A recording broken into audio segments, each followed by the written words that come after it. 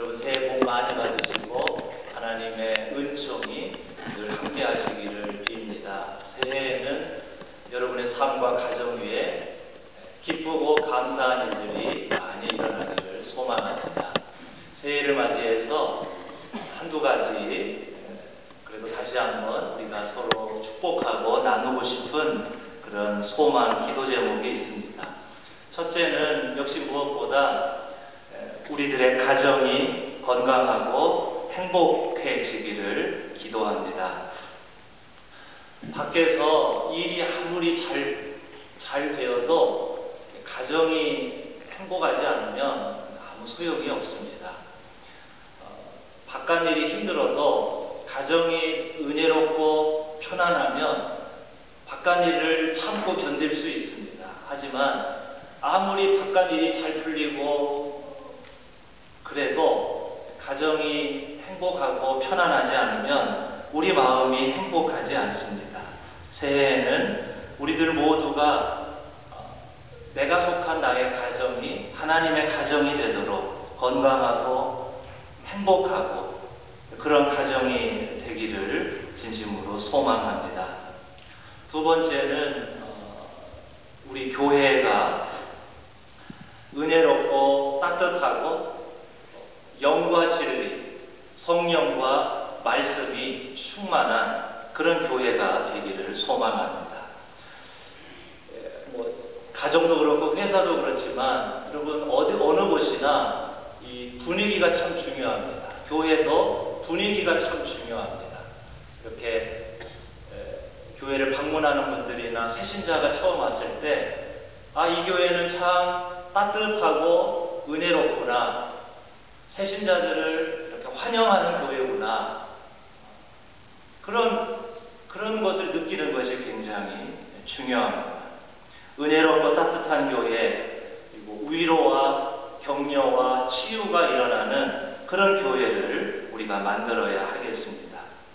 그러나 거기에서만 머물러서는 안 되고, 물론 우리 교회가 이민교회이기 때문에 이민교회는 특히 이렇게 품어주고 위로해주는 게 참 중요합니다. 하지만 교회가 단순히 위로하는 데에서만 머물러서는 안 되고 또 거기서 한 발짝 더 나아가서 말씀으로 깨우치고 도전받고 하나님 나라의 백성으로 거듭나서 세상을 섬기고 변화시키는 교회가 되어야 하겠습니다. 우리 교회가 건강하고 기초가 튼튼하고 더 성숙한 교회, 하나님께 쓰임받고 지역사회에 꼭 필요한 교회가 되도록 여러분 노력해 주시고 기도해 주시기를 부탁드립니다. 신앙생활의 출발은 예배입니다. 예배가 우리 삶의 첫 단추입니다. 첫 단추를 잘 풀어야 모든 일이 잘 됩니다.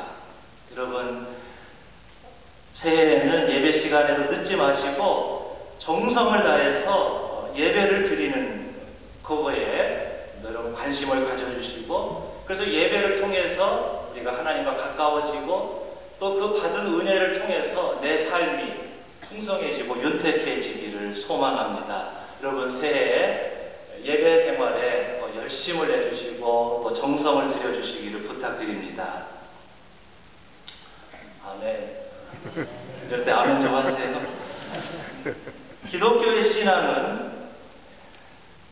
신앙은요, 한마디로 말하면 우리가 절망하고 좌절 가운데 있을 때 하나님이 우리를 부르심으로 시작됩니다. 기독교 신앙은 내가 무슨 스스로 도를 깨우치거나 내가 생각하거나 도 닦음으로 시작되는 것이 아니고 철저하게 호련히 하나님이 나를 부르심으로 시작되는 신앙입니다. 오늘 우리가 읽은 창세기와 출애굽기 말씀이 그것을 가르쳐 줍니다. 구약의 이스라엘 신앙은 창세기 12장에 나오는 하나님이 아브라함을 부르는 거기서부터 시작됩니다. 창세기 1장부터 11장까지의 이야기는 전체적인 인류에 대한 이야기입니다. 창세기 12장에 가서야 하나님이 아브라함을 부르심으로 인해서 본격적으로 역사가 시작되었고 우리 기독교의 신앙이 시작되었습니다. 하나님께서 아브라함과 사라를 부르시고 내가 너를 큰 민족이 되게 할 터이니 내가 살고 있는 본토 친척 아비의 땅, 내가 살고 있는 땅, 내가 태어난 곳, 아버지의 집을 떠나라. 내가 보여주는 미래로 나아가라. 주님이 말씀하셨습니다. 아브라함이 하나님의 부르심을 받았을 때 나이가 75세였다고 했습니다. 그들에게는 그렇게 별로 희망이 없는 사람들이었습니다. 자식도 없었습니다. 나이가 많았습니다. 과거에 안주하며 살았습니다.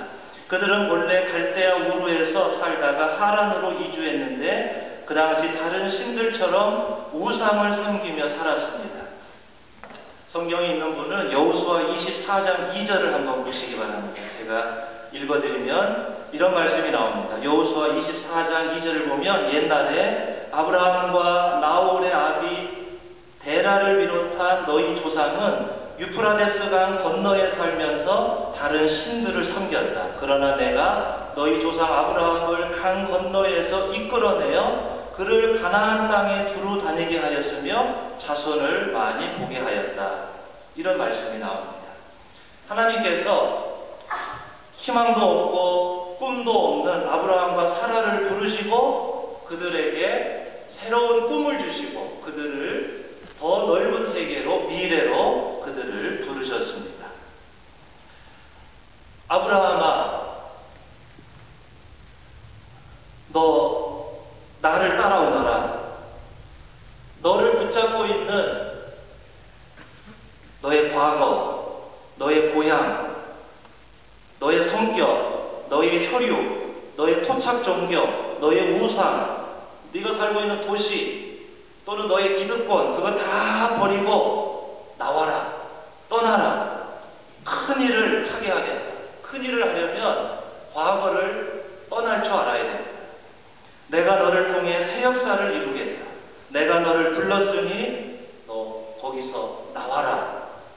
주님께서 고향에 파묻혀 살고 있는 아브라함과 사라를 부르셨습니다. 모든 인류를 품을 수 있는 큰 꿈을 주셨습니다. 만나는 사람들에게 하나님의 복을 나누어주는 복의 근원이 되는 꿈을 주셨습니다. 하나님께서 아브라함을 부르신 것은 아브라함이 무슨 자격이 있었기 때문이 절대로 아니었습니다. 그냥 하나님께서 부르신 것입니다. 아브라함이 할 일은 하나님의 부르심을 듣고 그 부르심에 순종하는 것, 그것뿐이었습니다. 아브라함이 무슨 자격이 있었기 때문에 그를 부르신 것이 아니었습니다. 우리가 두 번째로 읽은 출애굽기 말씀도 마찬가지입니다. 아브라함의 후손들이 이집트에서 노예가 되어 고통받을 때 하나님께서 그들의 고통을 들으시고 그들을 역시 미래로 그들을 부르셨습니다. 자유의 땅으로 인도해 내셨습니다. 아무런 희망 없이 좌절하고 절망하며 사는 사람들을 미래로 이끌어 내셨습니다. 이렇게 기독교의 신앙은 언제 시작되느냐? 아무런 가능성이나 희망이 없는 사람들, 미래가 없는 사람들, 억압과 속박 속에 사는 사람들, 과거에 얽매여 사는 사람들, 또는 땅만 쳐다보며 사는 사람들, 욕망에 붙잡혀 사는 사람들, 우상에 붙잡혀 사는 사람들, 과거에 붙잡혀 사는 사람들을 하나님이 부르셔서 그를 끄집어내셔서 더 높고 넓고 깊은 세계로 우리를 부르시는 이야기, 이게 기독교 신앙의 출발입니다. 때로는 이런 하나님의 부르심에 대해서 우리가 귀를 닫고 그 부르심을 거절하기도 합니다. 때로는 미래가 두려워서 그냥 세상이 어떻게 되든 나는 그냥 여기서 그냥 이대로 그냥 편하게 살고 싶다는 생각이 들기도 합니다. 하나님이 노예들을 부르셔서 자유를 주셨을 때 이스라엘 백성들 중에 일부가 우리는 그냥 애굽의 고기가 좋다, 고깃가마가 좋다, 자유가 싫다, 그렇게 불평했듯이 때로는 그 하나님의 부르심에 대해서 우리가 귀찮게 여기고 또 그것을 거절하고 과거의 안주에 살고 싶을 때도 있습니다. 그러나 하나님께서는 우리를 끊임없이 부르십니다. 그리고 우리로 하여금 미래로 나아가도록 역사하십니다. 과거에 안주하지 않고 소극적으로 살지 말고 온 세상을 하나님의 세상으로 만들려는 하나님의 원대한 꿈, 하나님의 높은 뜻, 이 땅에 하나님의 사랑과 정의와 평화가 넘치는 하나님의 세상을 만들려는 그 하나님의 꿈을 따라가도록 하나님은 우리를 향해서 부르시고 우리를 끊임없이 미래로 인도하십니다. 이것이 기도